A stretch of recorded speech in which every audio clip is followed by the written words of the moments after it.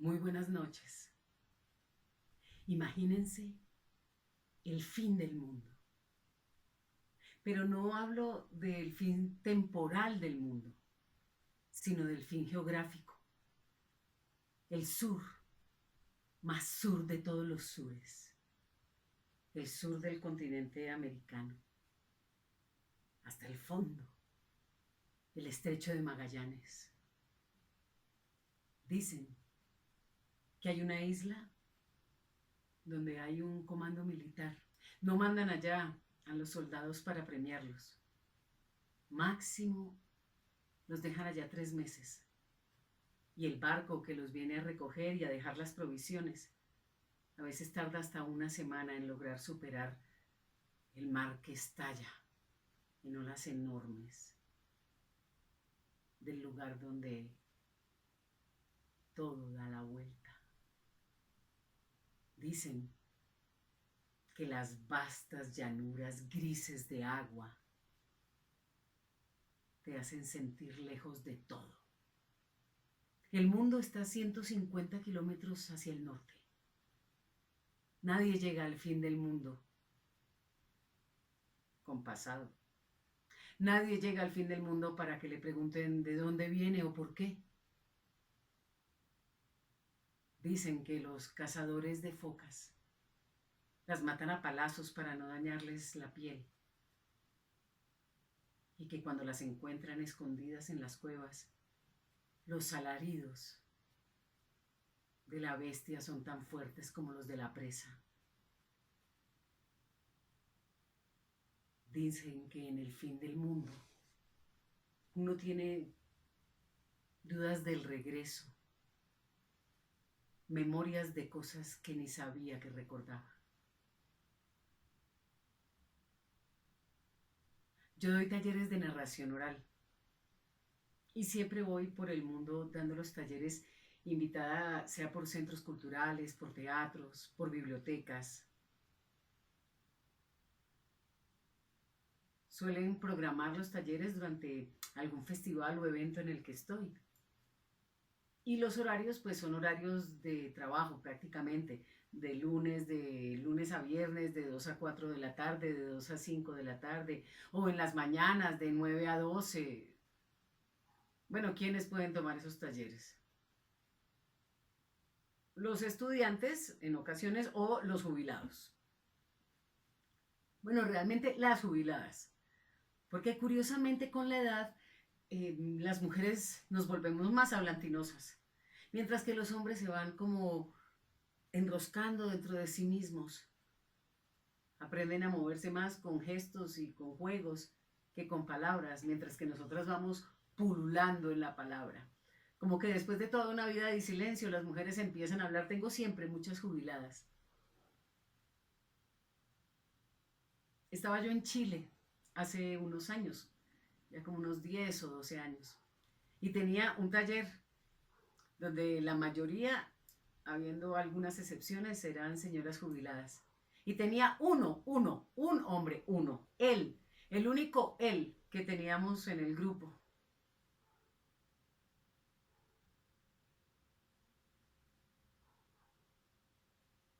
Era el que justificaba el pronombre él. Jaime Vogel. Vogel. Vogel en alemán quiere decir pájaro. O sea que él se llamaba Jaime Pájaro. Un señor muy blanco él, con esos ojos azules. El pelo completamente desaparecido aquí, pero con esa como aureola de pelo blanco, un candado, barba y bigote. Un hombre galante, con esa característica que es la galantería que ya hasta maltratada está. Siempre con sus pocas palabras me saludaba, me decía, bueno, ¿yo y qué aretes trajo? O me gustan los 2 pares de zapatos. Claro, casi ni podía hablar, porque dar un taller de narración oral diciéndole a las señoras que no pueden hablar todo el tiempo no es muy fácil. Además de todo lo que puedo hablar yo. Yo lo toreaba para que hablara. siempre les pongo ejercicios de palabras, de recuerdos, ¿no? En un momento lo empujé porque hice un ejercicio muy corto y me dijo, yo vengo del mundo de la empresa, no me pidas mucho. Sin embargo, el último día tenían que contar una historia, una anécdota personal que ellos consideraran era extraordinaria, formaba parte, digamos, de un universo de lo extraordinario. Cuando Jaime se levantó para contar, empezó con la siguiente frase. Yo navegaba los canales del sur. Claro, después de que alguien te dice eso, vos le decís, hacer de mí lo que quieras. Y entonces empezó a contar. Contó que había sido empresario toda su vida y que desde su jubilación estaba dedicado a construir un barco con la tecnología de la época de Magallanes para hacer como un recorrido turístico donde la gente experimentara las dificultades que lleva un barco con la tecnología de Magallanes. Sin embargo, se le había comido muchísimo dinero y a pesar de que pedía permanentemente subsidios para turismo, pues no lograba el montón de dólares que costaba construir aquello en esta época. Tenía una vieja pasión por el mar. Cuando cumplió 17 años, él era hijo de inmigrantes alemanes que habían huido de la guerra y habían desembocado ahí en Chile. Y aunque su padre era de un país que rara vez tiene el mar cerca, era un hombre que había navegado en su juventud, entonces había decidido heredarle a su hijo ese deseo, ese gusto, ese placer por descubrir el mar. Así que cuando Jaime ya tenía 16, 17 años, decidió regalarle, de regalo de 18, una estancia de un mes en esos canales del sur donde lo había llevado a navegar desde jovencito, desde los 13. Siempre estaba navegando los canales, él enseñándole pues los incipientes conocimientos para que pudiera manejar una lancha, una vela, un motor. El regalo era así. Lo iba a dejar un mes viviendo con el farero de ese último faro antes de ya entrar en la curva de Magallanes. No era que el papá de Jaime pensara que su hijo se iba a volver farero, sino que le parecía que era un regalo inapreciable, incalculable, regalarle el silencio, regalarle la soledad, regalarle la noción de inmensidad que da un trabajo como ese. El padre de Jaime sabía que si uno de jovencito aprende a convivir con su propia soledad o a convivir con alguien que sabe de la soledad, pues la va a tener un poquito ligeramente más suave en la vida. El plan era parquear el carro 150 kilómetros al norte, que era donde estaba el pueblo, tomar unas moticos que los acercaban y dejarlos allá con Macdún, que era el farero de ese último faro. De Macdún no se sabía casi nada, solo lo que su apellido indicaba. El padre de Jaime decidió recogerlo al mes. Le dijo que se acercaría y que, bueno, ya le contaría cómo le iba. Macdún, claro, como su nombre lo indica, era rubio, tanto como Jaime, pero ya canoso, con los ojos azules así, cristales. Esa cosa que tienen los ojos claros que a veces te dan la sensación de agua, de cristal, de frío, de luz. Una barba cerrada, una pipa para fumar, regordete, con un español aprendido un poco a las patadas y con esa lucidez que suelen tener los extranjeros en la otra lengua, que a veces hacen unas construcciones que resultan como iluminarte, abrirte, mostrarte un secreto que no habías sido capaz de ver. Macdún le contó que una noche habían venido como en una peregrinación todos los peces de los mares del sur a visitar el faro. El faro era un faro de 8 metros. En la torre lo que tenía era un bombillo enorme, dos realmente, blanco, rojo, que iban circulando para avisarle a los barcos el peligro de aquellas últimas tierras llenas de salientes y de extremos. Siempre MacDougall le decía que qué pensarían los peces, que era aquella luz, que además tenía una sirena inolvidable. Dice Jaime que cuando uno oía el sonido de la sirena era como un gemido de soledad, como una sensación de eternidad, que uno al oírla deseaba haber vuelto a la casa ya, que uno al oírla sentía que el vacío de la cama a su lado era aún más vacío.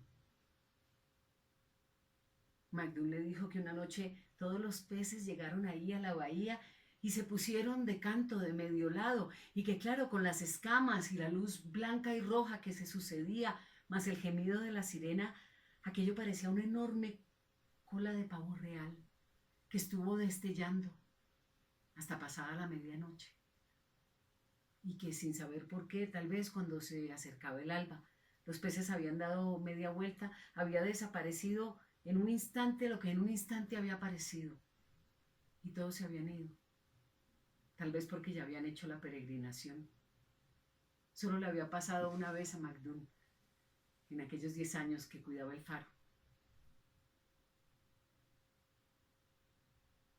MacDougall fabulaba con el hombre que había creado la sirena.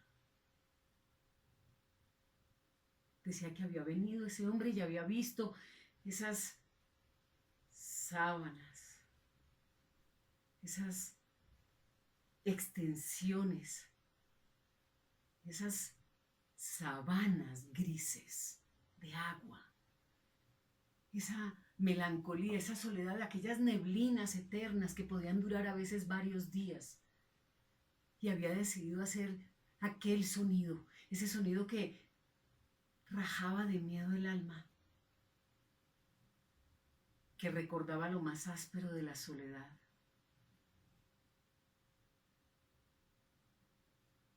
MacDougall contaba que incluso él, que no tenía otro lugar para estar, había noches en que escuchaba a la sirena sintiendo que su alma estaba en otra parte.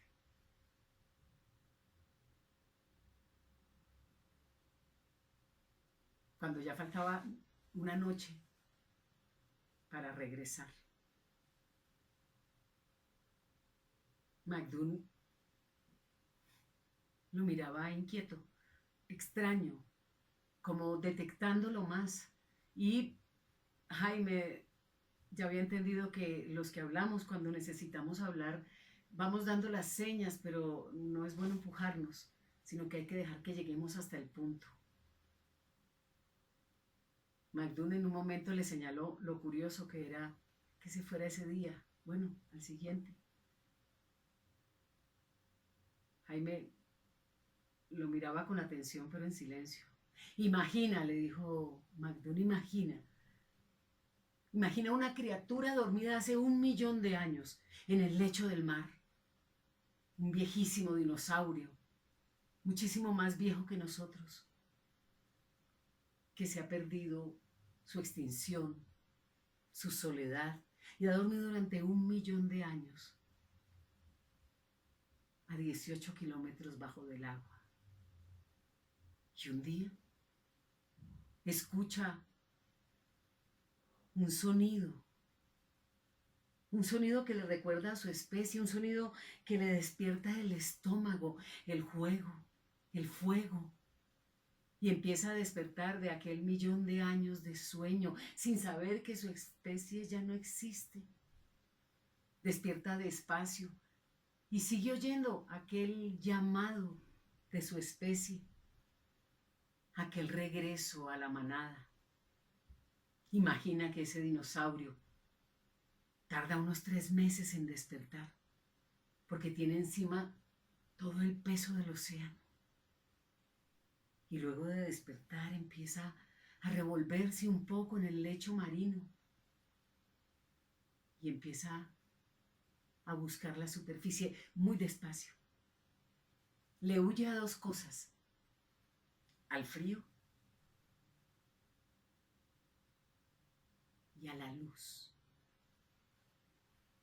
Y recuperando poco a poco el calor para terminar de despertar todos sus miembros. Se alimenta de los cardúmenes de salmón, de los animales que se encuentra, mucho más pequeños que él, pero que se parecen tanto a los que él conoce. Va emergiendo. Al cabo de 3 meses saca la cabeza y encuentra el lecho de estrellas tan parecido al que él recuerda. Y escucha de nuevo el sonido y navega. 1.000.000 de años esperando el amor, 1.000.000 de años esperando de nuevo el sonido del mundo. Y llega aquí. Y emerge de las aguas. Y su gemido es exactamente igual al de la sirena. Imagina. 1.000.000 de años esperando que llegue el amor, que regrese, para que tú le hables y te conteste siempre lo mismo. Imagina.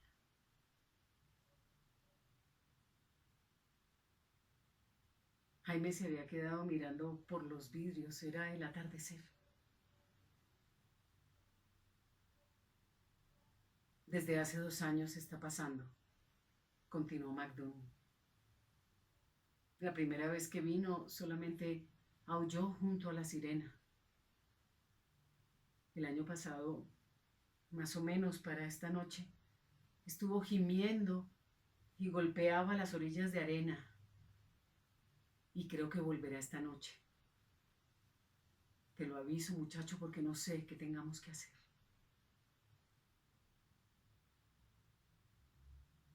Jaime lo miró un tanto incrédulo, con esa incredulidad que suelen tener los jóvenes cuando los viejos hablan de cosas increíbles. El viejo no volvió a abrir la boca. Cenaron en la cabina, encendieron la luz, activaron la sirena. Jaime miraba aquella última noche de aquel mes que iba a ser inolvidable en su vida, que ya lo era, pero no medía él hasta dónde. En un momento McDoon se puso de pie con una agilidad de muchacho y le dijo: mira, en la bahía se veía una estela de agua, como si una enorme serpiente estuviera navegando casi de lado a lado, y de repente de aquella estela surgió un animal prehistórico que fue sacando un largo cuello y cada vez más y más, todo lleno de escamas con un ojo en cada lado, que rebotaba la luz de aquel faro con el blanco y el rojo y miraba de medio lado. No puede ser, dijo Jaime. No, los que no podemos ser somos nosotros, le dijo McDoon. Él está aquí desde antes que existiéramos y seguramente sobrevivirá a nuestra extinción. El monstruo sacó entonces 2 pequeñas garras y en el agua se intuía el gran islote de su cuerpo. Y ahí aulló. Y el aullido era exactamente el mismo aullido de la sirena.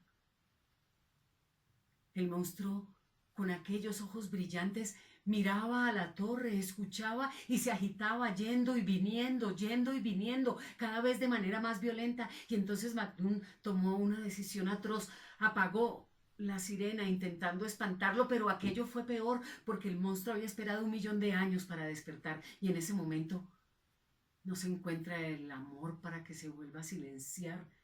La criatura enloqueció. McDoon rectificó intentando de nuevo encender la sirena, pero ya el monstruo estaba enloquecido y empezó con su cuerpo mismo, con sus garras, a atacar a aquel monolito de ladrillo y luz.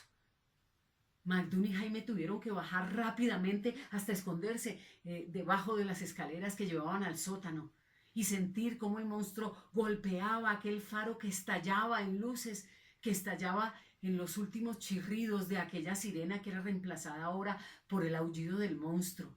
Ellos estaban debajo de la escalera y el monstruo botaba su vaho que olía a algas, a rémoras, a todo el más profundo mar y océano infinito. Dice Jaime que el monstruo estuvo gimiendo hasta poco antes del amanecer, cuando escucharon cómo claramente se levantaba entre gemidos, chapoteaba y se alejaba. La torre entera estaba sobre ellos, ellos amparados por el hueco de aquel sótano salvador. Un par de días tardaron en venirlos a buscar. Cuando los sacaron, Jaime dijo que había sido una tormenta, unas olas enormes, una tempestad incontrolable. Aquel olor a algas, aquel olor a rémoras, aquellos restos casi masticados de las cosas verdes y lamosas que había, no levantaron ninguna sospecha. Con los rescatistas fueron los dos al pueblo y al día siguiente llegó su padre. Jaime se fue. Al poco partió para la universidad en Europa y volvió 2 años después. Por supuesto, se fue a visitar el faro. Y allí estaba Magdún, que ahora cuidaba un faro mecánico que ya no tenía él que encender y apagar, al que solo venía de día para dar la vuelta, limpiar, revisar que la maquinaria no estuviera oxidada. Con la mirada que Jaime le dio, Magdún le contestó: no, no ha vuelto. Pero además ya no tenemos la sirena. Jaime partió. Se volvió el empresario. Y luego, cuando se jubiló, pues empezó este proyecto de hacer la nave como la nave de Magallanes. Dice Jaime que, sin embargo, cada vez que en los viajes de su trabajo sabía que había un faro y por tanto debía haber una sirena, se iba a visitar el faro el día de descanso, conseguía el turismo para irlo a visitar. Hace poco supe que renunció al proyecto de la nave de Magallanes porque no hay dinero que lo sostenga. Sin embargo, por el correo me sigue diciendo que siempre visita, siempre visita todos los faros que puede para escuchar la sirena y encontrar tal vez algún día un sonido como aquel que fue capaz de despertar a un monstruo de un sueño de 1.000.000 de años.